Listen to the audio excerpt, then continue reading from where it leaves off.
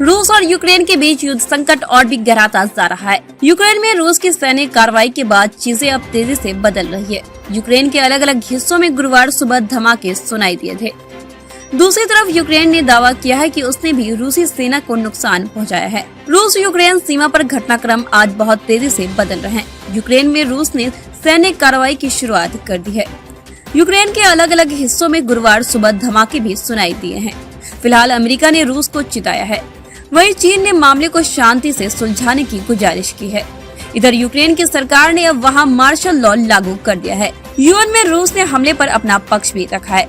इसमें कहा गया है कि राष्ट्रपति व्लादिमीर पुतिन द्वारा घोषित विशेष अभियान यूक्रेन के लोगों की रक्षा के लिए है, जो वर्षों से पीड़ित है। हमारा लक्ष्य यूक्रेन को नरसंहार से मुक्त करना है। कवी में मौजूद भारतीय दूतावास ने जारी की हेल्पलाइन नंबर्स। यूक्रेन में मौजूद भारतीय दूतावास ने कहा कि यूक्रेन के हवाई क्षेत्र को बंद करने के मद्देनजर विशेष फ्लाइटों को रद्द कर दिया गया है। भारतीय नागरिकों को निकालने के लिए वैकल्पिक व्यवस्था की जा रही है। दूतावास की वेबसाइट, सोशल मीडिया पोस्ट नीचे दिए गए नंबरों पर संपर्क करें।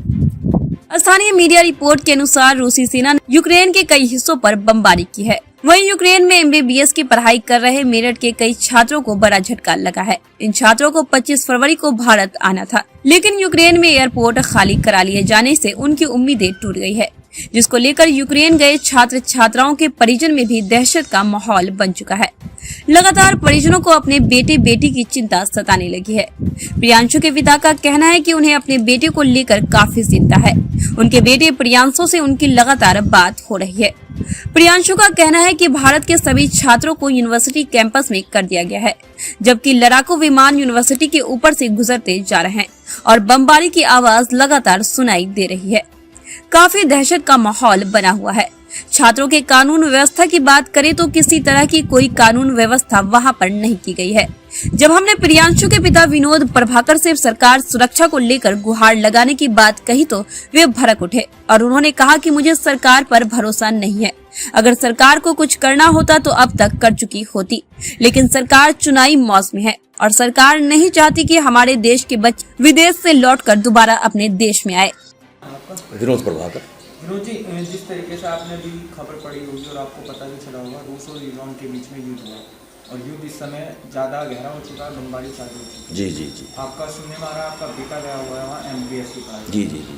जैसे ही आपको ये खबर पता चली तो किस तरीके की दहशत है आप में, मम्मी में किस तरीके की दहशत है? देखिए, पिता के मुकाबले मम्मियों में दहशत बहुत ज़्यादा होती है और उन्होंने मेरे ख्याल से खाना भी नहीं खाया अभी तक, तो सुनने के बाद में। और क्या मानते हैं जिस तरीके से युद्ध हो रहा है, आपने किसी प्रशासन से अपने बेटे को यहाँ मेरठ में बुलाने की कोई परमिशन कराई हो या कोई गुहार लगाई हो, बेटे से बात? देखिए, न्यूज के बहाने से खबर पहुंची है, न्यूज के द्वारा, और बेटे से डेली बात अभी 5-10 मिनट पहले भी बात हो रही थी। लगातार बात? हाँ, वो कह रहे हैं कि जो रूस के जेट फाइटर हैं वो खुले घूम रहे हैं यूक्रेन के अंदर और दहशत का माहौल चारों तरफ है। लेकिन डरने की वहाँ इसलिए अभी नहीं, क्योंकि अभी अगर युद्ध मानकों के अनुसार हुआ तो आबादी को खतरा नहीं है। वो केवल सैन्य ठिकानों पर ही बमबारी करेंगे और वो कर रहे हैं। सुनने में ये भी आया है जिस हॉस्टल में बच्चों को रखा गया है, मेरठ के बच्चों को रखा गया है, उसी के ऊपर से रूस के विमान लगातार घूम रहे हैं, बमबारी कर रहे हैं। ये पता चला है कि मतलब हर शहर में ही जो रूस के जेट फाइटर हैं वो आवाजाही कर रहे हैं। किस तरीके की दहशत है? वो पूरी दहशत है उनको। और बच्चे जो हैं अपना, जैसे हमारे प्रियांशु अपार्टमेंट में था, नज़दीक आधा किलोमीटर पहले दूर अपार्टमेंट था यूनिवर्सिटी से, तो उस अपार्टमेंट से निकल करके बच्चे जो भी इंडियन बच्चे हैं वो यूनिवर्सिटी कैंपस में जा चुके हैं। तो जिस तरीके से जब युद्ध शुरू हुआ था तो सभी बच्चे अपने देश में वापस आना चाहते थे, लेकिन एयरपोर्ट खाली करा दिया गया, सभी फ्लाइट अभी 25 तारीख का टिकट था उसका भी, तो लेकिन अब एयरपोर्ट भी खाली करा दिए गए हैं और कीव पर भी दहशत का माहौल है। जाम लगा पड़ा पूरी कीव में, लोग घर से बाहर भाग रहे हैं, लोग घरों को छोड़ करके भाग रहे हैं, दूर दूर के इलाके में जाना चाह रहे हैं जो यूक्रेन के ही लोग हैं। किस तरीके से बेटे की मम्मी को आप समझा रहे हैं? किस तरीके से वो उनको समझा रहे हैं कि ऐसा कुछ नहीं होगा, क्योंकि अगर बाई चांस हुआ भी, कुछ भी हुआ तो सैन्य ठिकानों पर हमला होगा और सैन्य ठिकानों पर अगर हमला हुआ तो 2 या 3 दिन में रूस के कब्जे में आ जाएगा।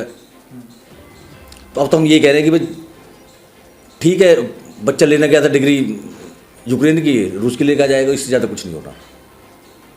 कहीं ना कहीं डर पैदा है, डर तो है, डर तो है अंदर, लगातार बात हो रही है। लगातार बात हो रही है, डर रहेगा।